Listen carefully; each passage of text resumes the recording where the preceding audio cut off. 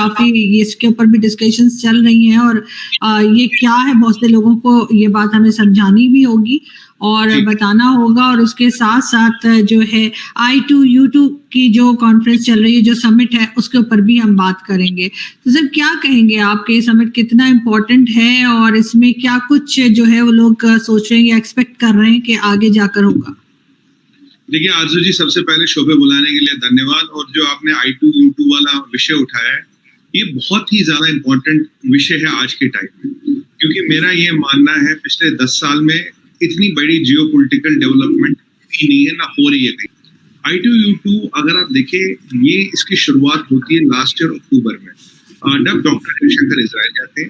Israel में Israel के जो फॉरेन मिनिस्टर साहब है वो है, और एक वर्चुअल समिट होता है यूएस के फॉरेन मिनिस्टर, जिसे हम सेक्रेटरी ऑफ स्टेट कहते हैं, और जो हमारे यूएई के फॉरेन मिनिस्टर उनके साथ। तब एक हवा चली थी इसकी लास्ट ईयर अक्टूबर में, तो कोविड का टाइम था, ये था, तो कुछ आई गई वाली बात होगी, हाँ कुछ हो रहा है। बट तब इसकी एक रूपरेखा, तब इसका एक बेसिक फ्रेमवर्क रेडी किया जा रहा था। हम जैसे लोग की तो खैर तब से ही नजर होती है, उससे पहले से नजर होती नया क्या आ रहा है। तो ये अब जो I2U2 है, इसमें I for India, I for Israel, U for UAE, U for United states of America, तो 2 I है, तो I2, तो U है, United states of UAE, I2। अब सबसे पहली और जरूरी बात यह आरजू जी जो हमें समझनी पड़ेगी, हमारे दर्शकों को समझनी पड़ेगी, ये एक और समिट या एक और वोट नहीं है। इसमें क्या है, अगर आप इंडिया देखिए, India is predominantly Hindu country, जो मुसलमान भी है, सिख भी है, ईसाई भी है, ठीक है।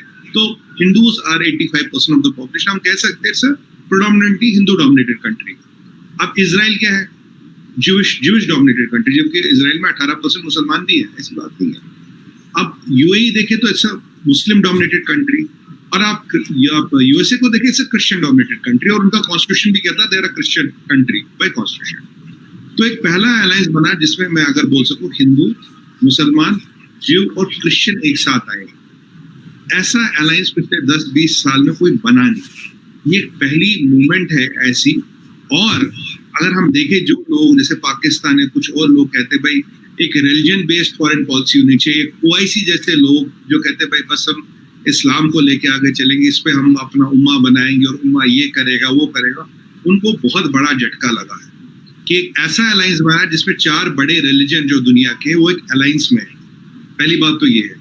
और ये जो foreign religion based foreign policy जिसको पाकिस्तान या जिसको बाकी कंट्रीज परस्यू करती है, उनको भी एक झटका लगा। OIC का रेलेवेंस इज क्वेश्चन मार्क। अब दूसरी इंपॉर्टेंट चीज क्या है इसमें, अब ये जो है, इसे हम एनालिस्ट ये भी कहते हैं it is the God of West Asia.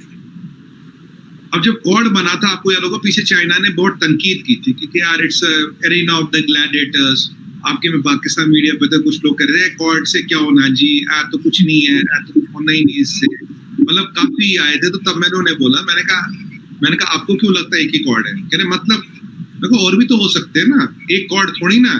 तो आपको कैसे पता कॉर्ड में वो आगे क्या होगा और कॉर्ड नहीं बनेगी? तो कह रहे अगर आपका एक अलायंस है तो आप कॉर्ड क्यों बना रहे हैं? मैंने कहा आपको किसने कहा कॉर्ड ही बना रहे, और भी कॉर्ड बनाएंगे।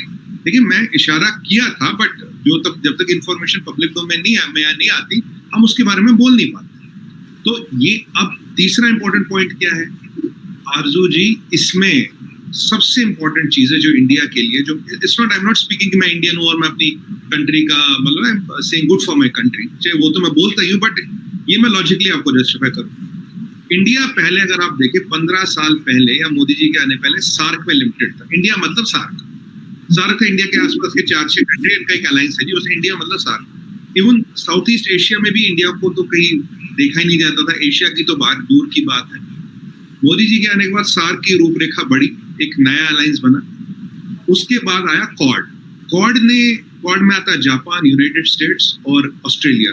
तो इंडिया को एक इंडो पैसिफिक कमांड भी नाम रखा गया है इसका, एक इंडो पैसिफिक का एक बड़ा प्लेयर बन के उभर के आया। भाई एशिया में अगर कोई बड़ा प्लेयर है, एक चाइना है, एक इंडिया, और इंडिया में और इंडो पैसिफिक में सबसे बड़ा प्लेयर एक इंडिया और महत्वपूर्ण इंपॉर्टेंट प्लेयर है।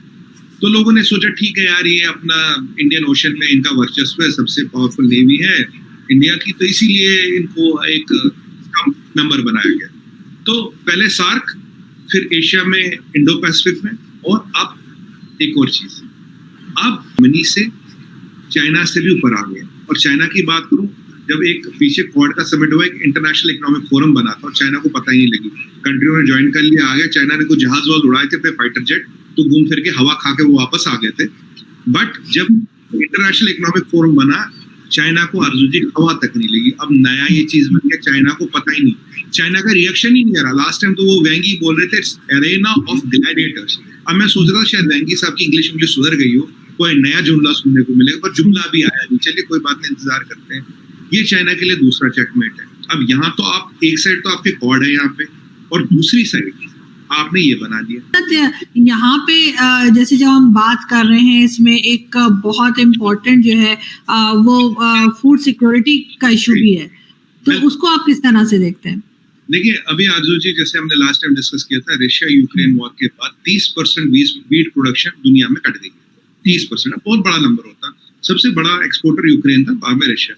रशिया में लोग एक नहीं जानते, रशिया से काफी क्रूड एक्सपोर्ट होता है। चलिए वो छोड़िए, रशिया से जो बड़ी चीज एक्सपोर्ट होती थी वो थी खाद, यूरिया, और जो कंपोनेंट्स है जिससे खाद बनती है वो भी कट गया। तो दो चीजें कटी है, एक वीट कटा है, खाद कटी। तो इसका कंपाउंड इफेक्ट 30-35% हो गया। और इसमें एक और चीज मैं आपको बता दूं, अभी दुनिया में कतार को भी वीट चाहिए। बाय द वे, कतार के पास वीट नहीं, यूएई को वीट चाहिए, पाकिस्तान को वीट चाहिए, और इजराइल भी फुली इंडिपेंडेंट नहीं है एग्रीकल्चर को लेके। अब दुनिया में सबसे ज्यादा वीट किसके पास रखा है? इंडिया के पास। हमारे पास हजारों टनों में वीट एक्स्ट्रा है, मैंने लास्ट टाइम बताया आपको। और प्रॉब्लम तो यहाँ कुछ 1000 टन वीट यहाँ सड़ जाता है।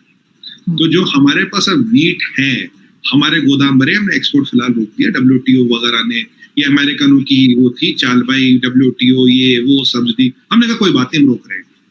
आरजू जी, फूड सिक्योरिटी बहुत बड़ा, आपने बहुत अच्छा सवाल पूछा, बहुत ही बड़ा विषय बन गया दुनिया में। अब पेट में खाना होगा तभी तो हिंदू मुसलमान ये सब चलता रहेगा ना। खाना ही नहीं तो करोगे क्या? अब वीट किसके पास है दुनिया में? इंडिया के पास। वीट की सिक्योरिटी कौन इंश्योर कर सकता है? इंडिया। और आज एक डेवलप हुई, आपको सुबह बता दूं, कल ज़ेलेंस्की कह रहा था भाई मुझे हथियार चाहिए, और अमेरिका ने बोले ले बेटा $1 बिलियन के और हथियार दिए। तो ये जो रशिया यूक्रेन वाला मसला ही थमेगा नहीं। 1 बिलियन के हथियार समझते हैं ना आप कितना बड़ा। 1-2 महीने तो 2-3 महीने का हिसाब किताब उनका बन गया। वो सीरिया बना के ही मानेगा यूक्रेन को, अलग विषय, उस पर कभी और बात करेंगे। तो मतलब जो फूड सिक्योरिटी का प्रॉब्लम है वो और बढ़ गया। करेक्ट, फूड है हमारे पास।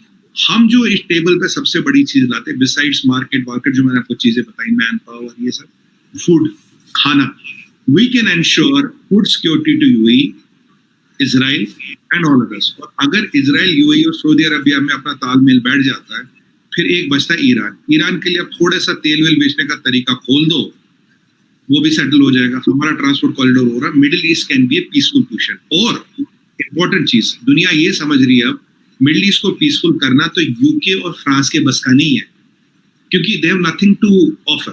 अभी इंडिया का रोल एक बहुत बड़ा है। India can stabilise the Middle east.